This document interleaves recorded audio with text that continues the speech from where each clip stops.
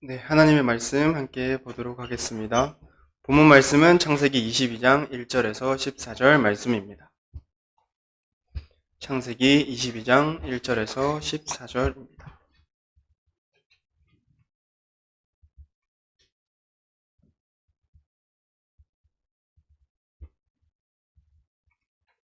다 찾으신 줄 알고 교독함으로 제가 먼저 읽도록 하겠습니다. 그 일 후에 하나님이 아브라함을 시험하시려고 그를 부르시되 아브라함아 하시니 그가 이르되 내가 여기 있나이다.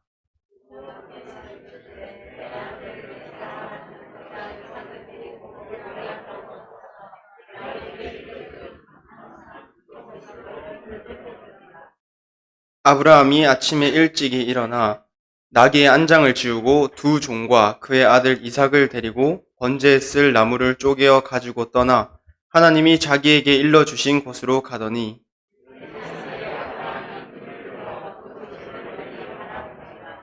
이에 아브라함이 종들에게 이르되 너희는 나귀와 함께 여기서 기다리라.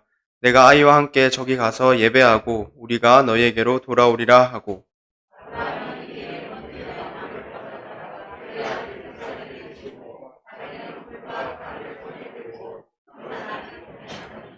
이삭이 그 아버지 아브라함에게 말하여 이르되 내 아버지여 하니 그가 이르되 내 아들아 내가 여기 있노라. 이삭이 이르되 불과 나무는 있거니와 번제할 어린 양은 어디 있나이까.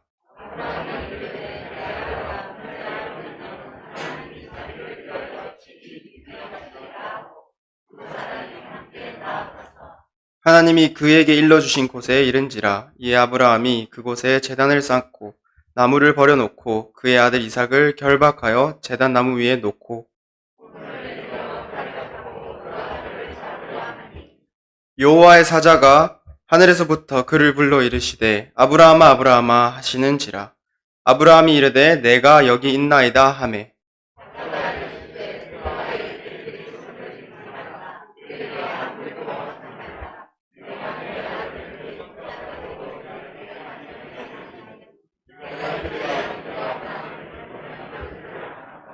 아브라함이 눈을 들어 살펴본즉 한 수량이 뒤에 있는데 뿔이 수풀에 걸려 있는지라.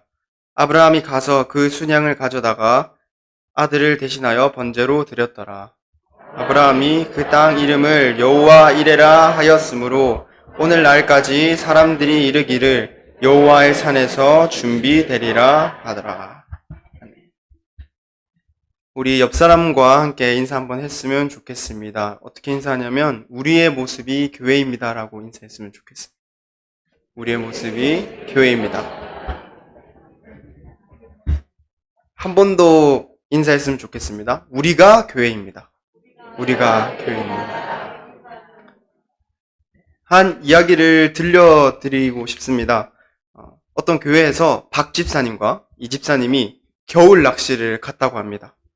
새벽에 나란히 두 분이서 새벽 기도를 참석하고 기도하여서 하나님께서 도와주셔서 많은 고기를 잡게 해달라고 기도하고 출발했습니다. 어느 바닷가 빙판에 도착을 해서 자리를 잡고 낚시를 하기 위해서 구멍을 뚫으려고 하던 순간 지나가던 사람이 소리쳤습니다. 여기는 고기 없으니까 다른 곳에 가세요. 하고 이야기가 들려오던 것이죠. 그때 박지사님이 뭐라고 대답을 했냐면 생각을 했냐면 그래 이건 하나님이 도움 주시는 음성이다. 우리가 아침에 하나님한테 기도를 했지 않는가라는 생각으로 이제 옮기자라고 이 집사님한테 얘기를 했습니다. 근데 이 집사님이 그 소리를 향해서 큰 소리로 물었습니다. 혹시 하나님이 저희한테 말씀하신 겁니까? 라고 물었는데 그 사람이 답변으로 아니요 난 하나님이 아닙니다라는 답변이 돌아왔습니다. 근데 그 얘기를 들은 박 집사님은 하나님이 도움 주시는 거다 생각해서 자리를 옮겼고 이 집사님은 그냥 그 자리에 구멍을 뚫었습니다. 근데 자리를 옮긴 박 집사님은 결과적으로 고기를 많이 잡았습니다. 이 집사님은 그 자리에서 했는데 왜 많이 못 잡았냐면 그 지나가던 사람이 하나님은 아니었고 당연히 여기 바닷가라고 생각했던 곳의 위치는 스케이트장이었습니다. 스케이트장 주인이 여기는 바닷가가 아니니까 다른 곳에 가서 낚시를 하세요라고 했는데 당연하게 스케이트장에는 물고기가 없었겠죠. 이 얘기를 하는 것은 누군가의 음성을 듣고 그 음성에 어떤 의미가 있을지 무작정 무시하는 것이 아니라 이게 어떤 의미일까 한번 생각해 봤으면 좋겠습니다. 또한 혹시 낚시를 갈 계획이 있으신 집사님들이 계시다면 꼭 말을 잘 들으셔야 될 것 같습니다. 순종이 제사보다 어떻죠? 낫다라는 말씀을 잘 아실 거라고 생각합니다. 많이 들어왔고 오늘 권사님이 기도를 통해서도 순종이 제사보다 낫다라는 표현을 하였습니다.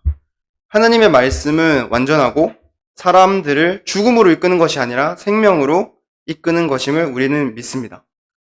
순종의 모범이고 우리가 믿음의 조상이라고 하는 인물은 누구죠? 네, 아브라함입니다.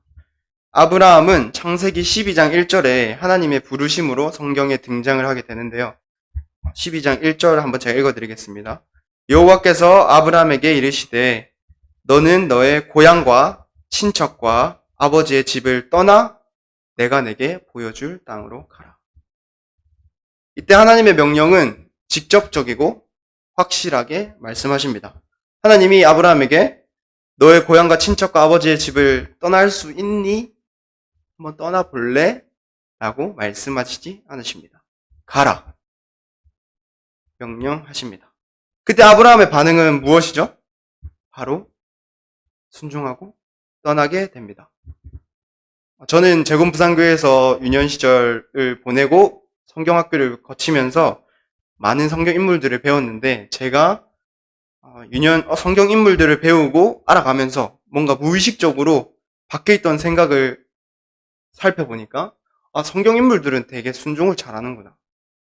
당연하게 어떤 상황이 주어졌을 때 했다고 하네. 그러면 당연히 순종해야지. 어떤 상황이 질문이 들어왔을 때 순종할 수 있겠어요? 라고 물어봤을 때 순종할 수 있죠. 라는 생각을 막연하게 가지고 있었습니다. 근데 현실은 어떻죠? 우리가 하나님의 말씀을 순종하는 것은 쉬운가요? 쉽지 않은 것 같습니다. 십계명의 내용이 10가지가 있는데 그 하나하나를 다 지키는 것조차 어렵습니다. 그리고 율법을 우리에게 하나님이 예수님이 주신 목적은 이거 다 해야 너네가 구원받아. 다 해야 우리가 하나님의 나라에 들어갈 수 있어 하는 것이 아닙니다. 우리가 부족함을 알고 불완전하기 때문에 완전하신 하나님을 구하기 위해서 우리의 불완전함을 보여주기 위해서 그 율법의 목적이 있습니다. 우리가 어떠한 행동으로 예수님이 우리를 의롭다 해주십니까? 아니죠. 우리가 의롭다함을 얻는 것은 무엇으로 의롭다함을 얻죠? 믿음으로. 순종이 제사보다 낫습니다. 그러면 순종이 제사보다 쉽습니까? 낫다고는 얘기하지만 쉽다고는 얘기하지 않습니다. 방금 전에 얘기를 했듯이 우리가 순종하는 것은 십계명을 순종하는 것조차 쉽지 않다고 인정합니다. 그렇다면 왜 우리는 순종이 어려울까요? 가라고 하면 가고, 멈추라 하면 멈추고, 횡단보도가 파란불일 때 가는 거는 쉽죠. 빨간불일 때 가면은 위험합니다. 원리는 쉽습니다. 하나님이 가라 하면 가고, 멈추라 하면 멈추고. 근데 왜 우리는 순종이 어렵죠? 그것은 우리가 원하는 뜻이 하나님의 뜻과 일치하지 않을 때 어렵습니다. 예수님은 우리에게 사랑을 원하시고 이웃을 사랑하기를 원하십니다. 어떨 때는 정말 하나님은 너무 좋은데 내 주변에 어떤 미워하는 사람이 있을 때 용서가 안 되고 화가 나고 그 사람과 있으면 나는 그리스도인이 아닌 것 같은 순간들이 존재합니다. 근데 예수님은 명령하시죠. 내 이웃을 내 몸과 같이 사랑하라. 명령은 따르면 되는 것입니다. 근데 쉽나요? 어렵나요? 저도 짧은 인생을 살았지만 누군가를 미워하는 사람을 사랑하는 것은 쉽지 않구나 라는 것을 느낍니다. 하나님의 뜻은 사랑하는 것이고 이웃을 사랑하는 것이고 원수도 사랑하는 것인데 내 뜻은 사랑하고 싶지만 감정이 나를 지배해서 그 상황이 나를 지배해서 그 자존심이 나를 지배해서 사랑할 수 없도록 내 뜻은 다른 방향으로 이끌어갑니다. 이럴 때 하나님이 아브라함에게 명령하셨던 것처럼 사랑해 한다면 내 감정을 뒤로하고 순종할 수 없는 경우가 생기는 것입니다. 결론적으로 머리로는 순종해야지 하지만 마음으로는 순종할 수 없는 마음이 품어지는 것입니다. 요즘 저는 말씀을 내 상황보다 위에 두고 살아야 된다라는 목사님의 선포를 마음속에 참 담아두고 새기고 살고 있는데요. 살면서 부정적인 상황에서 오는 절망감, 분노, 우울감이 찾아올 때 그때 내 마음을, 내 상황을 객관적으로 남이 나를 보듯이 보는 것은 쉽지가 않은 것 같습니다. 지금 나는 너무 화가 나고 지금 나는 너무 억울하고 지금 나는 아무것도 할 수 없는데 일어날 수 없는데 근데 내 상황을 객관적으로 보고 하나님이 나한테 지금 어떤 말씀을 하길 원하실까? 하나님이 지금 이 상황을 통해서 나에게 어떤 메시지를 주고 싶은 것일까를 생각하는 것은 너무나 힘듭니다. 또한 그런 상황 속에서 기도하려고 앉으면 기도가 되나요, 안 되나요? 기도가 안 나옵니다. 어떤 기도가 나오나요? 살려달라고. 다른 많은 미사여구를 붙이는 예쁜 기도들이 있습니다. 그것이 잘못됐다는 것은 아니고요. 그 미사여구가 담긴 기도 속에 정말 하나님 앞에 내가 고백하는 마음이 있는가를 돌아볼 수 있었으면 좋겠습니다. 아브라함도 항상 순종을 잘한 인물은 아니었죠. 믿음의 조상이고 그 땅을 떠났지만 항상 순종을 잘한 인물이 아니었습니다. 하나님이 약속하신 자신을 통해서 큰 민족을 이루어 주시겠다 라고 그 약속을 굳게 믿고 자신의 고향과 친척과 아버지의 집을 떠났는데 막상 떠났는데 왜 하나님이 자식을 안 주실까? 왜 큰 민족을 이루려면 자손이 이어져야 되는데 대가 이어져야 되는데 아들이 있어야 되는데 없었던 것입니다. 언제까지요? 86세가 될 때까지. 그러면 걱정이 되기 시작했을 겁니다. 처음에는 믿음으로 호기롭게 하나님 나를 통해서 큰 민족을 이루시겠다 했으니까 자식이 생길 거야. 아이가 올 거야. 나에게 아들이 생길 거야. 라고 생각을 하지만 시간이 지날수록 하나님이 나에게 주시기로 약속한 아이는 생기지가 않았고 사례를 통해서 아이가 생겨야 되는데 사라는 아이를 갖기가 힘들어집니다. 그때 아브라함 머릿속에 어떤 생각이 들었을까요? 인간적인 생각들이 들어옵니다. 우리 부부가 나이가 들어가는데 지금쯤 아들이 있어야 대를 이을 수 있겠는데 하는 걱정들이 생겼을 것입니다. 그때 아브라함과 사례는 어떤 결정을 하죠? 사례의 여종인 하갈을 통해서 자녀를 얻어야겠다. 하나님이 약속하셨는데 이 방법도 하나님이 사용하시지 않을까? 아들이 안 생기는데 아들을 얻을 수 있는 방법이 그들의 생각으로는 그것뿐이었던 겁니다. 아마 아브라함은 이스마엘을 정말 하나님이 약속하신 그 대를 이을 자식으로 생각을 했을 겁니다. 어떻게 그거를 확신할 수 있냐면 하나님이 아브라함에게 99세에 나타나십니다. 그래서 아들을 주시기로 약속할 때 아브라함의 반응을 보아서 알 수 있는데 창세기 17장 18절을 함께 찾아볼까요? 17장 18절.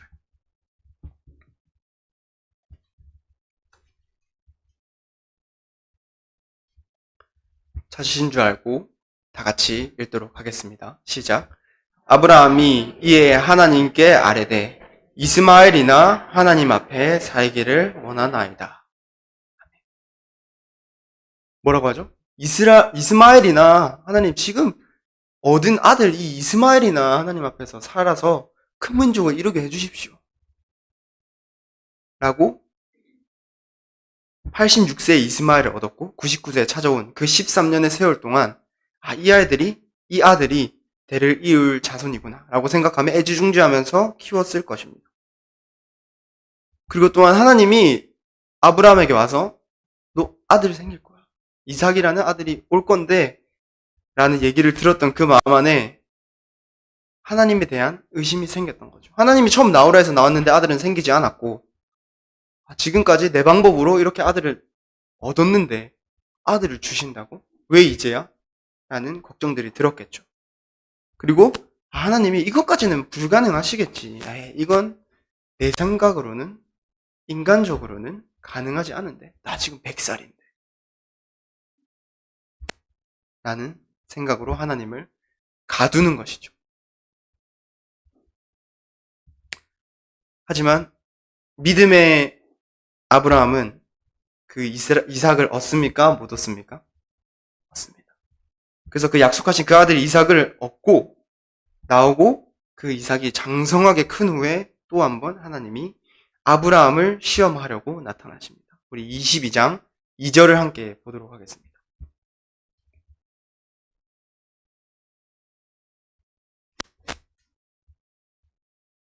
함께 읽도록 하겠습니다. 여호와께서 이르시되 내 아들 내 사랑하는 독자 이삭을 데리고 모리아 땅으로 가서 내가 내게 일러준 한 산 거기서 그를 번제로 드리라. 아멘. 이상하죠? 하나님 약속의 아들로 주셨는데 대를 이을 아들이 이삭인데 번제로 드리라고 합니다. 100세의 아이를 갖지 못했던 사라를 통해서 얻은 외아들 이삭은 아브라함에게 너무나 귀했겠죠. 보물과도 같았을 것입니다.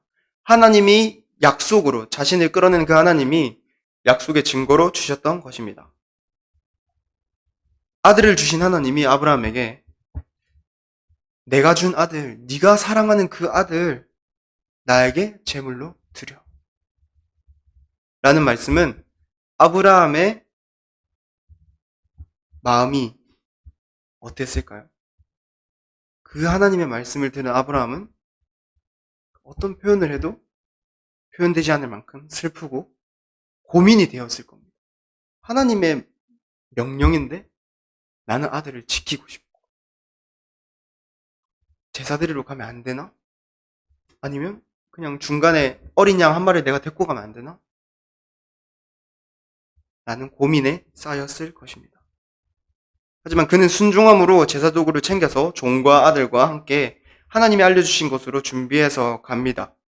근데 제사를 드리러 가는데 평소에 제사를 드리고 할 때 어린 양을 데리고 갔던 당연한 것이 제물을 들고 가지 않은 것이 이상한 이삭은 아버지한테 물어봅니다. 아버지, 번제할 어린 양은 어디에 있나요? 그에 대한 아브라함의 대답은 하나님 자신을 위해서 친히 준비하신다는 답을 하고 묵묵히 걸어갑니다. 그 산에 도착을 해서 두 종을 놔두고 아브라함과 이삭이 산에 올라가 지정된 장소에서 예배를 드리고 이삭을 결박합니다. 그리고 칼로 죽이려 할 때 하나님이 아브라함을 막습니다. 아브라함이 이삭을 진짜로 죽일 것 같은 거죠. 진짜로 죽일 만한 믿음이 그한테 있다는 것을 확인해버린 거죠. 그래서 얼마나 급하신지 두 번이나 반복해서 부릅니다. 우리 12절을 함께 볼까요? 12절을 함께 읽도록 하겠습니다. 사자가 이르시되 그 아이에게 내 손을 대지 말라. 그에게 아무 일도 하지 말라. 내가 내 아들 내 독자까지도 내게 아끼지 아니하였으니 내가 이제야 내가 하나님을 경외하는 줄을 아노라. 하나님 확인했던 것입니다. 하나님 한 가지 원했던 것이었습니다. 뭐냐면 이 아브라함이 나를 경외하고 있는가? 그것이 하나님이 우리를 보실 때 가장 큰 기준입니다. 한 가지 질문을 드리고 싶습니다. 아브라함과 같이 하나님 마음에 합한 자가 되고 싶으십니까? 지금 나의 상황, 환경, 편안함을 다 내려놓고 캄캄해서 보이지 않는 그 한 걸음 딛는 것조차 어려운 어두움 속으로 나아오라는 하나님의 명령에 함께 가고 싶으십니까? 불안합니다. 무섭습니다. 갈 수 없습니다. 한 치 앞도 내세울 수 없습니다. 우리는 인생 계획을 세웁니다. 그렇지만 하나님 원했던 거는 그거 다 필요 없어. 나와 함께 한 걸음 나랑 걸을래? 라고 물어보십니다. 바라기는 우리 모두가 이 고백에 아멘하고 고백하길 원합니다. 솔직한 마음으로는 저도 너무 두렵습니다. 하나님이 너가 가진 모든 것 다 내려놓고 어두운 곳으로 갈래? 내가 모르는 낯선 곳으로 갈래? 라고 명령하실 때 제가 순종할 수 있을지, 아멘하고 고민하고 있는 건 아닐지 하는 두려움이 저에게도 있습니다. 하나님이 나를 인도에 가신다는 믿음은 있지만, 아니, 어떻게 인도에 가실까? 이 다음에는 또 어떻게 인도에 가실까 하는 머릿속으로 계산이 듭니다. 머릿속으로, 이게 아닌데? 아무리 생각해도 이 방향으로 가면 안 되는데, 내 계산으로는 이쪽이 아닌데, 라고 하면서 입으로는 하나님의 이름을 구하고 있는 제 자신을 발견하기도 합니다. 본문에 나왔습니다. 여호와 이레. 무슨 뜻이죠? 네. 본문에 따르면 여호와의 산에서 준비되리라. 하나님의 준비하심은 어디에서 일어나면요? 여호와의 산에서 일어납니다. 아브라함의 집에서 일어나지 않았습니다. 아브라함이 걸어오는 그 길에서 일어나지 않았고 여호와의 산에서 일어났습니다. 만약 아브라함이 그 상황에서 아들을 아끼는 마음에 그냥 아들을 놔두고 살려야 되니까 어린 양 한 마리만 들고 가서 제사를 드렸다면 하나님을 경외하는 마음을 하나님이 확인할 수 있었을까요? 아브라함은 여호와 이레를 경험할 수 있었을까요? 만약 놔두고 갔었다면 여호와의 준비하심을 경험하지 못하고 나의 준비하심만을, 나의 준비만을 확인했을 것입니다. 우리에게도 같은 적용으로 다가옵니다. 사회 초년생인 대학생과 가장을 책임지고 있는 부모님들의 각자가 주어진 책임은 너무나 다릅니다. 비교할 수 없죠. 하지만 그 비교할 수 없음에 결정할 수 있는 범위도 다르고요. 가지고 있는 재산의 범위도 다르고 책임져야 할 가구원 수도 다릅니다. 하지만 하나님은 매 순간 우리에게 여호와의 산에서 준비하고 있으니까 나에 대한 경외함을 보여주겠니? 라는 명령을, 질문을 하십니다. 우리가 기도를 하면 내가 원하는 뜻과 전혀 다른 상황으로 기도 응답을 받았는데 내가 하던 기도가 아닌 겁니다. 내가 하던 그 하나님 이렇게 해주십시오 하던 기도가 아닐 때가 있습니다. 그럴 때 우리는 어떤 기도를 하나요? 그 상황을 받아들이기보다 하나님 이건 좀 힘든데요. 하나님 주님 주시는 마음은 그거지만 그래도 다른 방법이 있지 않을까요? 하는 생각이 절로 들게 됩니다. 아브라함도 마찬가지였을 겁니다. 귀한 아들을 갑자기 제물로 바치라는 것. 상식으로 이해되지 않죠. 마음의 탄식과 고민과 어려움이 있는 거죠. 하나님이 명령하시는 것을 따르는 것을. 너무 힘들어서 우리가 기도할 마음조차 생기지 않고 어떨 때는 하나님이 내가 기도를 했는데 응답하지 않는 것처럼 느껴질 때가 있고 하나님을 믿고 이 길을 걸어가고 있는데 믿음의 길을 걸어가고 있는데 내 삶은 오히려 주변에 믿지 않는 사람의 삶보다 못한 것 같은 때가 있습니다. 그 사람은 잘못 살고 있는 건가요? 아닙니다. 우리 모두는 하나님의 준비하심을 바라야 됩니다. 여호와 이레가 우리 삶 안에 넘치기를 오히려 바라야 됩니다. 내가 준비하는 일들은 너무나 많습니다. 당장에 올 한 해 계획을 세우고요. 새해가 시작되면. 한 달을 시작할 때 한 달을 어떻게 살지 세우고요. 하루하루를 어떻게 살아갈지 시간표를 정하면서 살아갑니다.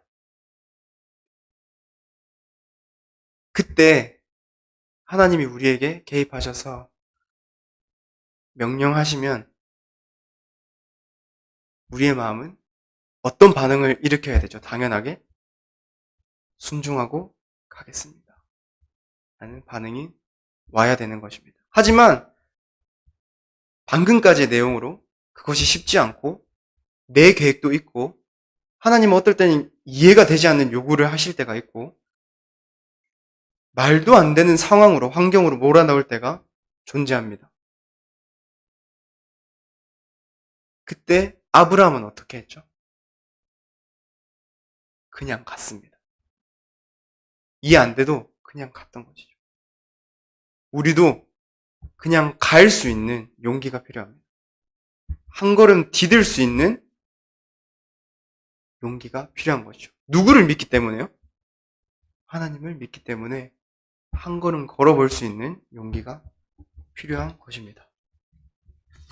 혹시 지금 이해할 수 없는 고통 가운데 걸어가고 계신 분이 계십니까? 교회는 나와왔지만 하나님한테 주님이라는 기도조차 할 수 없이 힘이 빠져 있거나 하나님 나한테 왜 이러세요라는 원망과 불평을 가지고 계시는 분이 계십니까? 묵묵히 그 자리에서 버티시기를 기도합니다. 좋은 명언집은 세상에 많습니다. 우리의 심리를 건드려서 감정을 건드려서 이겨낼 수 있도록 할 수 있는 좋은 말들은 많습니다. 하지만 우리가 그것으로 살아갑니까? 아닙니다. 믿지 않는 사람들도 삶에서 일반적인 고난과 고통과 힘듦과 어려움들이 찾아옵니다. 그리스도인만이 힘든 게 아니고요. 우리 모두가 인생을 살아가는 모두가 힘듦을 경험하지만 그리스도인들에게는 조금 더 특별하게 하나님이 다듬어 가시는 과정이 있습니다. 그 과정 안에서는 좋은 친구도, 좋은 심리 상담감도, 많은 돈도, 나를 알아주는 명예도, 어떤 좋은 방법도 그것은 해결해 줄 수 없습니다. 하나님이 우리에게 허락하신 과정이기에 하나님 앞에서 우리가 그것을 풀지 않으면 언젠가 다시 하나님 앞에 가야 됩니다. 그것을 모르고 모른 척하고 도망가고 다른 길로 가려고 한다면 하나님 다시 찾아오게 하십니다. 너무 괴롭지만 그 과정을 겪고 난 후에는 우리는 하나님과의 새로운 관계가 열립니다. 하나님 안에서 새로운 지평이 열리는 것이죠. 믿음의 새로운 세계가 열려가는 것입니다. 이삭을 제물로 바쳐야겠다라고 마음을 먹고 집에서부터 모리아 산까지 걸어오고 그 산을 올라갔던 아브라함의 마음은 어땠겠습니까? 처음 마음 먹고 데려갔지만 그 올라가는 내내 순간순간마다 마음이 바뀌었을 겁니다. 아, 그래도 내 아들인데 살려야 되지 않을까? 그래도 하나님 이건 아니지 않을까요? 하나님의 음성이 아니지 않을까? 하는 고민들에 빠지게 되는 것이죠. 여호와 하나님이 아브라함에게 너무나 확실하게 말씀하셨습니다. 아들을 바쳐라. 그 믿음을 확인한 하나님의 준비는 어떤 것을 준비해 두셨죠? 숫양.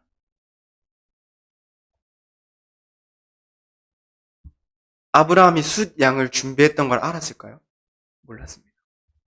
그냥 온전히 하나님께 순전함으로 이삭을 기꺼이 바칠 마음으로 갔던 것입니다. 안전한 보험을 놔두지 않았던 것이죠. 아, 내가 이 믿음으로 이삭을 바치면 하나님 다른 거 준비해 주셨겠지 하는 건 아니었습니다. 그냥 이삭을 바쳐야겠다. 나의 가장 소중하고 귀한 것을 주님께 드려야겠다. 순종해야겠다. 라는 마음으로 갔던 것입니다. 정리를 하고자 합니다. 순종의 의지는 나 안에서부터 나오는 것이 아닙니다. 좁은 길이라고 하고 모두가 가지 않는 길이라고 말합니다. 우리 함께 찬양하면서 걷자고 얘기합니다. 그 길로, 십자가 그 길로 가자. 좁은 길로 가자. 근데 막상 삶에서 좁은 길이 등장하면 이 길이 아닌데? 합니다. 이 일이 아니지 않을까? 하나님은 우리한테 잔인할 만큼 괴롭고 외로운 선택을 하게 하십니다. 그 모든 것의 이유는 하나님의 말씀이기 때문이죠. 하나님이 약속한 것들을, 준비하신 것들을 맛보아 알기 위해서, 세상 것들을 의지하지 않고 하나님의 것들을 의지하게 하기 위해서 우리를 내모는 것입니다. 광야로 가게 하시고 어떤 순간에는 정말 고독한 외로움 속에 내모기도 하십니다. 그렇지만 하나님은 어떻게 하시죠? 우리의 고난 끝에 하나님 여호와의 산에서 준비하시는 여호와 이레를 경험하게 하실 분이십니다. 바라기는 나의 산에 머물러서 주님이 오셔서 행하기를 바라지 않기를 바랍니다. 아브라함이 자기 집에서 하나님 여기서 제사 드릴게요. 그러니까 여기서 이삭 드릴게요 하지 않고 여호와의 산에 갑니다. 가서 오르는 그 고난의 시간을 겪어냈던 것이죠. 그런 각오가, 그런 믿음의 고백이 우리 성도분들 안에 있기를 기도드립니다. 우리 함께 기도드렸으면 좋겠습니다. 함께 기도하고자 하는 기도 제목은 많은 기도 제목이 있지만 하나님, 주님 나를 붙들어 주십시오. 아브라함에게 명령하셨던 것처럼 그 명령이 우리한테도 올 때 하나님 고민되고 힘들겠지만 내가 가겠습니다 라고 고백할 수 있고, 이 삶의 어려움과 힘듦 속에 하나님 나를 붙들어 달라고, 이 고난의 환경 속에 힘든 상황 속에도 주님 붙들고 주님이 준비하신 여호와 이레를 붙들고 갈 수 있는 믿음의 사람이 될 수 있게 해달라고 함께 기도드렸으면 좋겠습니다. 기도합시다. 하나님, 주님 감사합니다. 주님, 나는 너무 연약한 존재입니다. 주님, 아브라함이 믿음의 조상이라고 얘기를 했고 주님의 그 이름 앞에 내가 붙들려 있었지만 하나님, 그 많은 고민과 인간적인 생각과 어려움들, 환경, 상황적인 것들이 나를 붙들고 있기 때문에 하나님, 이거 너무 어려운데요? 주님, 너무 힘든데요? 주님, 내가 갈 수가 없는데요? 주님, 그런 기도가 절로 나올 때가 많습니다. 주님, 내 상식으로 이해되지 않을 때 그것을 해내는 것은 너무나 힘들었기 때문에 하나님, 나 너무 힘듭니다라고 얘기할 수밖에 없는 순간에 주님, 내가 순종하길 원합니다. 하나님, 내가 갈 수 없습니다 라고 얘기하는 것이 아니라 아버지, 그것이 이해되지 않지만 내가 가겠습니다. 하나님, 내 상황은 주님 앞에 아무것도 아니지만 내가 한 걸음 걸어보겠습니다 라고 고백할 수 있는 우리가 되기를 원합니다. 주님, 또한 바라고 원하는 것은 나의 산이 아닌 여호와의 산에서 준비하심을 기다리길 원합니다.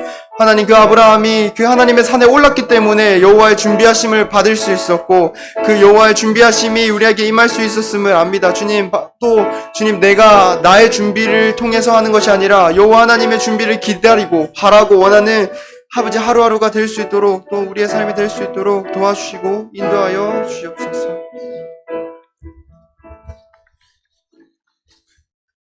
우리 들은 말씀 가지고 함께 찬송했으면 좋겠는데요. 하나님의 사랑을 주만 바라볼지라라는 찬양입니다. 우리의 고백이 되게 해주시고 그 주님만 우리의 삶의 목적이 되기를 소망하길 원합니다.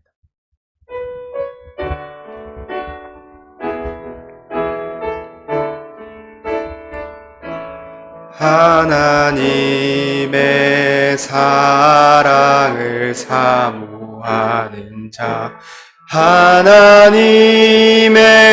평안을 바라보는 자, 너의 모든 것 창조하신 우리 주님이 너를 얼마나 사랑하시는지 하나님께 찬양과 경배하는 자, 하나님의 선하심을 닮아가는 자, 너의 모든 것 창조하신 우리 주님이 너를 자녀 삼으셨네. 하나님 사랑의 눈으로 너를 어느 때나 바라보 바라보시고 하나님 인자한 귀로서 언제나 너에게 기울이시니 어두움에 밝은 빛을 비춰주시고 너의 작은 신음에도 응답하시니 너는 어느 곳에 있든지 주를 향하고 주만 바라볼 하나님 사랑의 눈으로 하나님 사랑의 눈으로 너를 어느 때나 바라보시고 하나님 인자한 귀로서 언제나 너에게 기울이시니